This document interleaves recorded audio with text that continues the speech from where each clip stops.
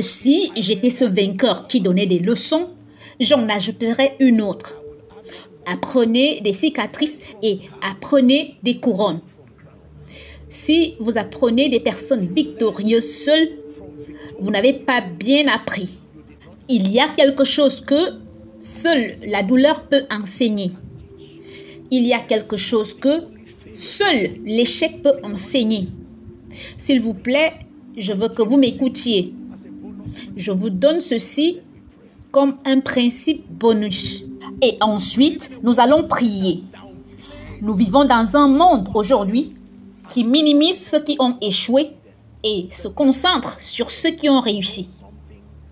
La personne qui a échoué, c'est quelque chose que la personne qui a réussi ne saura peut-être jamais. Croyez-moi.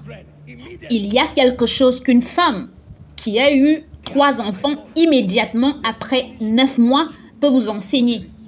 Mais il y a quelque chose que seule la femme qui connaît la douleur de la stérilité peut vous enseigner. Vous devez apprendre à apprendre des personnes qui ont échoué et qui y ont demeuré. La personne qui a échoué et qui refuse d'abandonner est un enseignant aussi puissant que la personne qui a réussi. Est-ce que quelqu'un apprend? Si j'étais ce vainqueur dans cet enseignement et que j'avais le privilège de vous enseigner, j'ajouterais le numéro 9 et ce serait apprendre des cicatrices aussi bien que des couronnes. Je sais que vous êtes un homme de Dieu et que vous avez eu une explosion de miracles et vous avez étendu vos branches partout. Il y a quelque chose que vous pouvez nous enseigner. Mais je veux aussi entendre de l'homme qui n'a été pasteur que de 10 membres pendant 10 ans et qui n'a pas abandonné. Il y a un type de sagesse que seul cet homme peut apporter. Oui, je veux apprendre de la femme qui a accouché immédiatement et de celle qui a attendu 20 ans. Toutes deux ont quelque chose à me dire. Je veux apprendre de l'homme qui n'a jamais eu l'occasion d'être éduqué, mais qui a pu élever 3 ou 4 enfants, pas seulement du PDG qui est devenu milliardaire à 19 ans. Tous deux ont quelque chose à me dire. Puis-je vous dire de ne pas tomber dans l'erreur que beaucoup ont commise? Ne respectez pas seulement les gens qui ont réussi. Respectez ceux qui ont échoué et qui sont toujours debout. Quand un homme échoue et refuse d'abandonner, il y a quelque chose qu'il a et qu'il peut te dire. Est-ce que quelqu'un apprend? Celui qui est très riche peut vous enseigner des principes financiers. Mais celui qui a peu peut vous enseigner la joie et la gratitude au milieu de peu de choses. Vous devez apprendre des deux. L'homme riche ne pourra pas dormir s'il perd 1 milliard. Mais la personne qui est restée dans la pauvreté et qui sait comment s'en sortir peut vous enseigner comment trouver le repos quand les choses ne marchent pas. La plupart des croyants ignorent les personnes qui n'ont que de cicatrices et sans couronne, ne sachant pas que le chemin vers le trône est la croix. Quand nous arriverons au ciel, je vous ai enseigné, parmi les nombreuses façons dont nous connaissons Jésus, ce n'est pas seulement la couronne sur sa tête. Il n'est pas le seul à avoir une couronne. Les 24 anciens ont des couronnes. Les saints recevront des couronnes, mais il n'y en a qu'un seul qui a une sorte de cicatrice que personne ne peut reproduire. Cette cicatrice est ce qui le marque comme sauveur.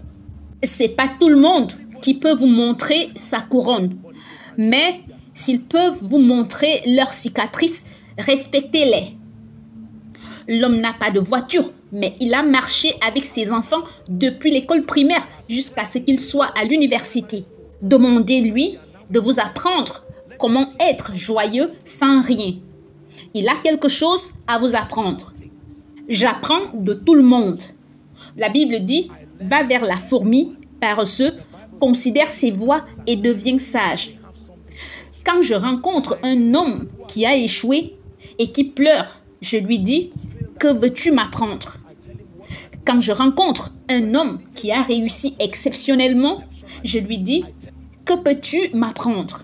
Je n'apprends pas seulement des vainqueurs, j'apprends de ceux qui sont des testaments d'endurance.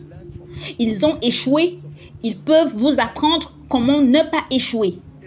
Ce ne sont pas seulement les personnes âgées qui peuvent enseigner. Les enfants peuvent également enseigner. Les personnes âgées ne peuvent jamais redevenir des enfants, mais les enfants ont une chance de devenir des personnes âgées. Respectez-les. Ils ont l'avantage du temps. Les personnes âgées peuvent avoir la sagesse, mais il n'y a plus de temps de corriger les erreurs. Mais les enfants ont l'avantage du temps. Ils peuvent être Saul aujourd'hui et devenir Paul demain. J'ai visité la prison plusieurs fois et nous avons divers projets pour la prison. Et je suis parfois inspirée au-delà de l'imagination lorsque je vois ces détenus. Certains d'entre eux sont arrivés à un point où ils ont admis leur tort. Savez-vous qu'il y a eu un moment où nous voulions aider à libérer quelques personnes qui étaient là depuis longtemps et les contrôleurs nous ont dit qu'ils avaient appris par expérience que certaines de ces personnes n'avaient pas de famille et qu'elles étaient mieux là.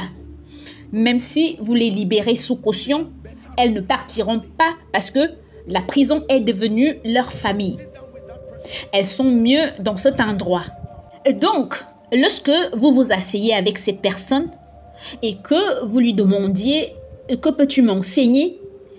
elle te dira « Écoute l'instruction. » J'enseignais lors d'une session de jeûne, ma dernière session en Afrique du Sud cette année. Et j'ai décidé d'inspirer quelques personnes, des jeunes de cette nation. Lors de la dernière session, et je veux juste emprunter un exemple pour conclure. Et je leur ai dit que j'allais simuler une discussion entre le vous âgé et le vous plus jeune. Si le vous de 10 ans rencontrait le vous de 50 ans et qu'ils discutaient, quelle sera leur discussion? Sera-t-elle « Très bien, tu es devenu ce que je souhaitais que tu deviennes » ou alors un truc comme « Quelque chose ne va pas, j'aurais souhaité revenir en arrière ». Je vous ai toujours dit qu'à la fin de votre vie, l'on ne se souviendra de vous que par les problèmes que vous aurez créés ou par ce que vous aurez résolu. Et beaucoup d'entre vous sont en ce moment dans cette conversation. Si la version plus jeune de 10 ans de vous regarde le vous actuel, vous le verrez saigner et dire que ça, ce n'est pas ce que je voulais devenir. Ça, ce n'était pas notre discussion. Et qu'est-ce qui s'est passé? Maintenant que vous êtes en vie, vous pouvez maintenant vous bâtir pour célébrer avec le vous qui vous attend dans 20 ans. Que dans 10 à 20 ans, à partir de maintenant, vous pourrez regarder en arrière et dire bravo. J'ai corrigé les erreurs. J'ai bâti des relations. J'ai remis ma vie en ordre. Je prie pour vous afin que la version de vous âgée de 70 à 80 ans ne se retournerait pas et ne regarderait pas la version plus jeune de vous en train de pleurer et de dire « Je n'ai pas cessé d'attirer ton attention. Quand tu avais 30 ans, je t'ai dit que tu sombrais, tu n'as pas écouté. Tu es arrivé à 40 ans, je t'ai dit que tu sombrais, tu n'as pas écouté. Maintenant, tu as 80 ans et tu es plein de regrets. » Il y a beaucoup de personnes âgées aujourd'hui qui vont dans leur tombe en souffrant d'avoir fait certaines erreurs.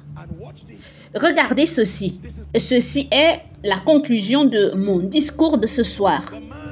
L'homme qui est assis aujourd'hui en tant que vainqueur n'est pas toujours souriant. Parfois, il pleure même sur le trône parce qu'il se souvient avec regret des occasions manquées. Certains de ces principes auxquels il n'a pas adhéré. J'ai été envoyé par ce vainqueur pour vous dire que l'erreur que vous êtes en train de faire a été faite par quelqu'un et que la fin n'est pas la joie. Vous avez une chance de la corriger maintenant. Le manque de sagesse que vous faites maintenant, quelqu'un l'a fait pour vous déjà. Il est finalement devenu vainqueur. Mais il y a des choses. L'homme appelé Abraham, même s'il était un patriarche de la foi, n'oubliez pas qu'Ismaël est arrivé et qu'il s'est battu contre Isaac et qu'il se bat encore contre Isaac aujourd'hui. Et alors, la leçon à tirer du vainqueur appelé Abraham est que l'impatience vous fera toujours donner naissance à ce qui s'oppose à votre promesse. Rassurez-vous de ne pas seulement dire « je suis une semence d'Abraham ». Apprenez de la douleur du patriarche. Et si vous rencontrez David aujourd'hui, David vous dira que j'étais un homme selon le cœur de mon Dieu, mais j'ai fait des erreurs dans ma vie. Ne faites pas cette erreur. Qu'en est-il de Salomon le sage? Et s'il vous était donné de rencontrer Salomon, il vous dira, lis le livre de l'Ecclésiaste pendant les mois prochains et il pleurera en le disant. Lis le livre de l'Ecclésiaste et donnez-le à chaque personne qui réussit pour qu'elle le lise. Qu'on ne finirait pas si l'on voulait faire un grand nombre de livres et beaucoup d'études est une fatigue pour le corps. Mais voici la conclusion à tout ceci. Crains Dieu et observe ses commandements, a-t-il dit, car c'est là tout le devoir de l'homme. Si vous rencontriez l'homme Paul, il vous dira, j'ai un message pour vous, connaissez Dieu tôt. Connaissez Dieu tôt. Cela vous évitera beaucoup de problèmes. Connaissez Dieu tôt.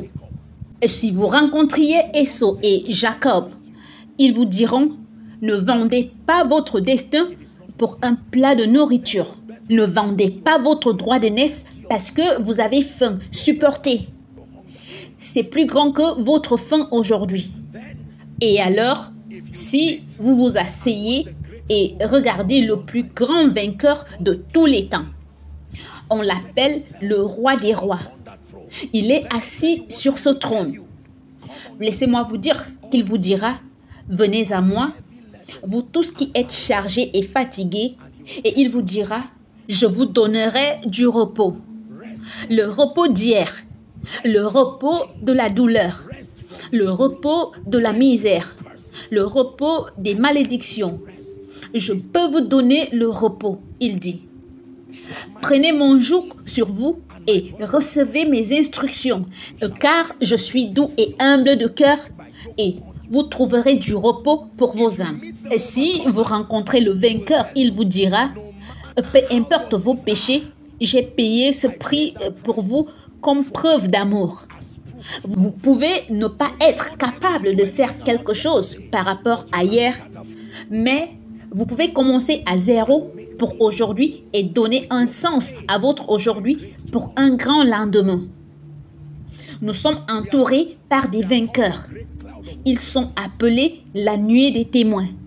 J'ai été chargé par l'Esprit de glaner dans leur sagesse et de partager avec vous ce soir les principes irréfutables qui définissent le destin, qui ont transformé les hommes ordinaires en champions. Espérant qu'assez tôt au cours de votre vie, vous aurez la chance de vous asseoir sur ce trône rare sur lequel peu de gens s'asseyent en tant que vainqueur.